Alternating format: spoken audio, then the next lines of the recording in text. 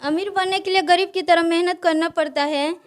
BA, BCom, BSc, MA, MCom करें विश्व की सबसे बड़ी यूनिवर्सिटी इग्नू से। सॉल्व असाइनमेंट्स और गाइड बुक्स प्राप्त करें। संपर्क करें Mahakal computers, DAV PG college के पास, पंच मंदिरा मोड़ से दाहिने, सिवान। लगातार हमें रोहित रहुआ दिखाते हैं मैच बॉक्स।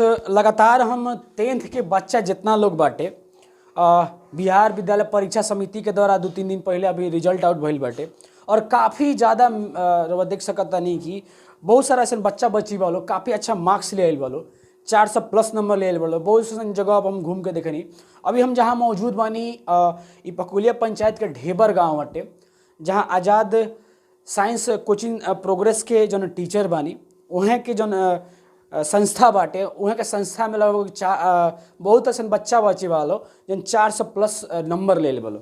सर सबसे पहले हम स्वागत करते हैं। मैं सबसे पहले आपका स्वागत करना चाहूँगा मैच बॉक्स को और थैंक यू सो मच कि आप अपना कीमती समय इस आज़ाद सेंटर साइंस प्रोग्रेस को दिए। अच्छा रवा कोचिंग संस्था में मतलब कितना बच्चा रहे लोग? कोचिंग संस्था में लगभग 65 बच्चे हैं, अब अप्रोच हो पहुँच जाएंगे। अच्छा कितना 400+ बच्चा वालों मतलब मैट्रिक मार्क्स नंबर आयल बटे? 400+ लाने वाले बच्चे 4 हैं। ठीक है, मनु कुमार चौरसिया, संजना कुमारी और ज्योति कुमारी, युवराज सिंह। अच्छा ये बताएं कि कितना फर्स्ट डिवीजन वाला पूरा? फर्स्ट डिवीज़न की संख्या सबसे अधिक है सर। हमारे यहाँ फर्स्ट डिवीज़न और ये 400+ की संख्या ज़्यादा है। कम विद्यार्थी हैं जो सेकेंड डिवीज़न से पास हुए हैं। तो सोचे वाला बात बा ढेबर जोन गाँव बाटे काफ़ी सुदूर क्षेत्र हटे और ए प्रकार के वह शिक्षा के एगो जोन दीप जला रहा बानी बहुत बढ़न चीज़ बाटे। कब से कोचिंग के शुरुआत कैले रहनी? कोचिंग का शुरुआत सर 2012 से हुआ है और 2012 से लेकर अभी तक मैं ढेबर में बहुत अच्छा रिजल्ट देता चला आया हूँ और कहीं ना कहीं लोगों का विश्वास और प्यार है जो अभी तक सपोर्ट चलता आ रहा है और हमें उम्मीद है कि आगे भी ऐसा ही बच्चे हमारे परचम लहराते रहेंगे और नंबर अच्छे से अच्छे नंबर भी लाएंगे। हमारे यहाँ 0 लेवल से लेकर के 12 तक बच्चों को पढ़ाया जाता है और उसे 0 से हीरो बनाया जाता है। ये तो बहुत बढ़न चीज़ बाटे। अच्छा ये बताएं कि जन बच्चा वालो ओकरा केंगे नहीं रोलो मैनेज करे नहीं लो, 2 टीचर बानी लो, उतना बहुत बच्चा वालो तो फिर कैसे सब्जेक्ट सब मैनेज हो पाएगा? कहा जाला कि अलग अलग सब्जेक्ट के सब जगह टीचर रखल जाला। देखिए ऐसा कुछ नहीं है। एक्चुअली क्या है, ये बहुत गलत विडंबनाएं हैं कि हर सब्जेक्ट का अलग अलग टीचर होना इम्पोर्टेंट है। मेरा मानना ये है कि हर सब्जेक्ट का अलग अलग टीचर हो ये अलग बातें हैं, लेकिन समझा कितना सब्जेक्ट में बच्चे को प्रॉपरली कैसे समझा पा रहे हैं ये बहुत मायने रखता है। हम लोग प्रॉपरली एक एक सब्जेक्ट को अच्छे तरीके से मैनेज करके सरल भाषा में बच्चे को देते हैं। सबसे जरूरी होला कॉन्सेप्ट के बतावल कि कॉन्सेप्ट वही बड़ा क्लियर हो जाओ कि बच्चा लोग के दिक्कत ना हो। कहा जाला कि तू एक्स्ट्रा क्लास कर लो। अच्छा जो कमजोर छात्र बाटे स्पेशली वो लोग कैसे मैनेज करेंगे? उसके लिए हम अलग से वर्क की व्यवस्था करते हैं। उसके लिए हम सेकंड बैच बनाए हुए हैं और सेकंड बैच में वो बच्चा को इन्वॉल्व करते हैं और भी फ्री बैच चलता है। उसमें कोई एक्स्ट्रा चार्जेज नहीं होते हैं, केवल एक बैच का ही चार्ज ली जाती है और उसके लिए दूसरा चार्जेज नहीं लिया जाता और उसे बढ़िया तरीके से उस एक्स्ट्रा सब्जेक्ट को लेकर के चला जाता है ताकि वो बच्चा उस सब्जेक्ट से अच्छा नंबर उठा पाता है। अच्छा देखा जाला कि बहुत ऐसा शिक्षा के जन क्षेत्र बाटे बिजनेस बना दल गई बाटे। मतलब कि अगर शिक्षा रवा देते नहीं तो मतलब कि जब वो प्रकार से चाहिए वो प्रकार से ना दे जाला, ओकरे बारे में क्या कहे के चाहता नहीं? ये तो बहुत बड़ी गलत बात है कि लोग शिक्षा को बिजनेस के नज़र से देखते हैं। मेरे लिए ये मंदिर समान है, चाहे वो आज़ाद सेंटर साइंस प्रोग्रेस हो या चाहे इंडियन कल्चर पब्लिक स्कूल हो, ये मेरे लिए मंदिर समान है। यहाँ पे बच्चों को हम भविष्य बनाते हैं और हमारे पास 70 एडमिशन ऐसा है सर जिसके माँ बाप नहीं है, उन बच्चों को मैं फ्री में पढ़ाता हूँ यहाँ। अहम सवाल ए जी पैदा होता कि हम से पूछे के चाहते नहीं कि बहुत सारा कोचिंग संस्था होला फर्स्ट डिवीजन आएला, लेकिन कोचिंग संस्था जो फर्स्ट डिवीजन आयल बा अच्छा नंबर ले बा गरीब छात्र खातिर का करता? देखिए मैं तो वही करता हूँ, चाहे वो बच्चा लेवल का हो चाहे अन लेवल का हो, चाहे गरीब का हो चाहे जैसा भी है, मेरे लिए बच्चा सब एक समान है और मैं हर बच्चे को एक समान नज़र से देखता हूँ और ज़्यादातर उन बच्चों में ज़्यादा फोकस करता हूँ जो बच्चे माँ बाप उनके नहीं हैं, वो बच्चे मेरे पास फ्री में पढ़ते हैं। और मैं ये कहना भी चाहूँगा आपसे भी कि कोई भी ऐसा बच्चा हो जो पढ़ना चाहता हो वो फ्री में मेरे यहाँ पढ़ सकता है। बच्चे को पढ़ने के लिए पैसा कभी भी दीवार नहीं बनेगा मेरे यहाँ। चाहे वो स्कूल में पढ़ना चाहे तो या फिर कोचिंग संस्थान में पढ़ना चाहे तो उसके लिए पूरी तरह से हर चीज़ें फ्री हैं।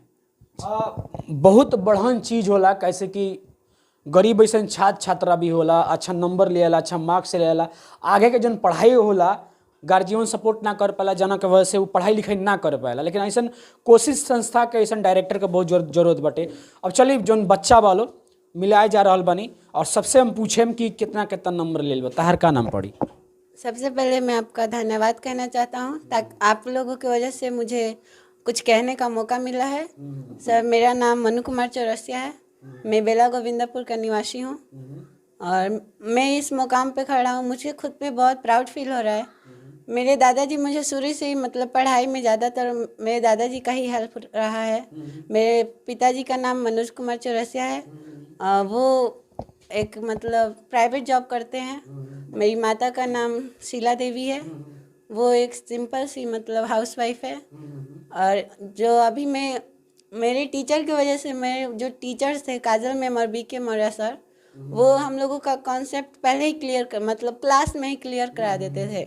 और वो उनका कहना था कि अभी जो सर पढ़ा रहे उसको अगर आप समझ गए तो घर पे जाकर उसको रिवाइज करें, ये ना कि यहाँ पे समझ गए तो छोड़ दें। हम तो समझ लिए, अब क्या करना है, लेकिन उसको अगर आप रिवाइज करेंगे तो आपको हमेशा के लिए याद भी तो रहेगा।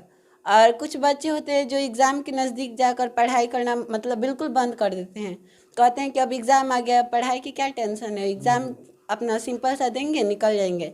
लेकिन मेन वो उसी टाइम होता है कि जब एग्ज़ाम नज़दीक हो उसी वक्त हमें पढ़ना चाहिए, क्योंकि एग्ज़ाम की 1-2 महीना ही हमारे लिए बेस्ट रहता है। अगर 1-2 महीना में अगर जितना हम कर लेंगे, जितना गड्ढा खोद लेंगे, जितना सोना उसमें से निकाल ले, वो सोना हमारा है। अगर 1 महीने के वक्त मैं आपको यहाँ पॉइंट आउट करना चाहता हूँ। आपने कहा 2 महीना, लेकिन जिनका लक्ष्य बड़ा होता है, जो कुछ करना चाहते हैं, मतलब उनको शुरू से ही टाइम मैनेजमेंट करना जरूरी है।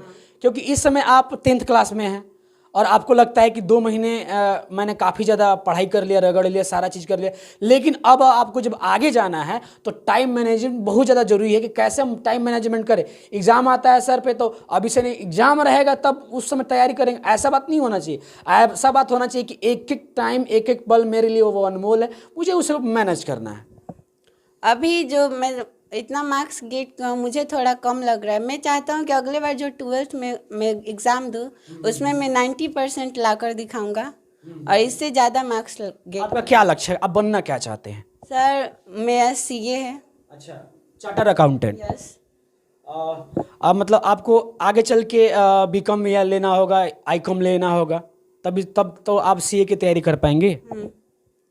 अच्छा, देखा जाता है कि अब आपने जो एम बनाया है, अब आप बाहरी दुनिया में जाएंगे। सबसे सवाल मैं करता हूँ, बाहरी दुनिया में जाएंगे, बहुत सारे ऐसे आपको अट्रैक्ट करने वाली चीज़ें मिलेंगी जो आपको लक्ष्य से भटका सकती हैं कि नहीं, अब मेरा जो लक्ष्य उससे मैं हट जाऊँगा।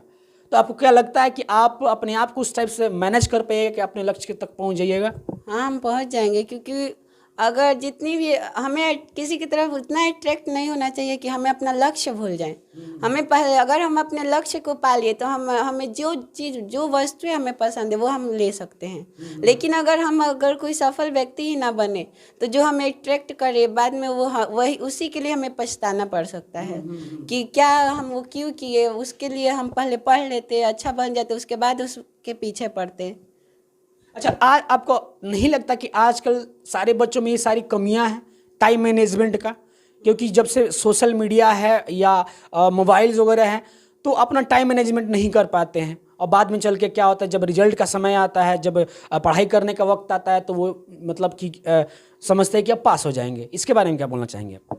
हमारे लिए तो मोबाइल, मेरे सर कहते हैं कि अगर हम मान लें कि मोबाइल हमारे लिए तो अच्छा भी है, और अगर हम हमारे यूज़ करने पे जाता है, अगर हम उसमें अच्छी चीज़ें देखेंगे तो हम कुछ अच्छा कर सकते हैं। अगर हम वो ख़राब चीज़ें देखेंगे तो हमारे दिमाग में कचरा ही भरेगा।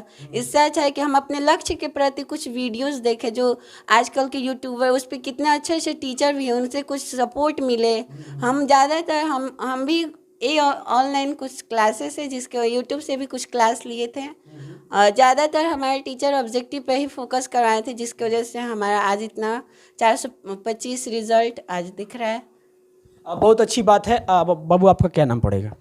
सबसे पहले मैं आपके चैनल को धन्यवाद देना चाहती हूँ क्योंकि आपके वजह से मुझे कुछ बोलने का मौका मिला है। मेरा नाम संजना कुमारी और मेरे पिताजी का नाम श्री जितेंद्र कुमार पंडित है और मेरे माता का नाम शोभा देवी है। तो सबसे बड़ी बात यहाँ पे ये लगी कि आप लोग मतलब ट्रेंड छात्र लग रहे हैं। बात करने से ऐसा प्रतीत हो रहा है, बहुत सारे छात्र छात्राओं के पास जाता हूँ लेकिन मतलब जो बोलना चाहिए वो नहीं बोल पाते हैं। इसका क्या राज है? सर बताते हैं या खुद से मैनेज कर की हैं? हम तो खुद से मैनेज किए हैं। अच्छा। हाँ। अच्छा, ये बताइए कि आपने कैसे पढ़ाई किया, आपने कैसे तैयारी किया, कितना अच्छा नंबर आया? हम शुरू से जब से सर पढ़ाते तब से हम मेहनत किए हैं और जो सर पढ़ाते वो क्लास में ही कॉन्सेप्ट क्लियर हो जाता और घर जाकर उसको दोबारा बनाते। इससे हमको थोड़ा ज़्यादा प्रैक्टिस करना पड़ता है। मतलब जितना आप अपने आप को रगड़िएगा उतना आपको उसका फल मिलेगा। तो कहा जाता है कि आजकल के बेटियां किसी से कम नहीं है। प्राउडली आपको तो लगता होगा, आपके आसपास गांव मोहल्ले में कैसा महसूस हो रहा है सबको? सबको यही महसूस होता है कि बेटियां मतलब कुछ कर नहीं सकती, लेकिन बेटियां सब कुछ कर सकती है। जो लड़का नहीं कर सकता वो लड़कियां कर सकती है। लड़कों से भी ज़्यादा लड़कियां नंबर ला सकती है। बनना क्या है? हमको बिहार पुलिस बनना है। अच्छा, बिहार पुलिस बनना है।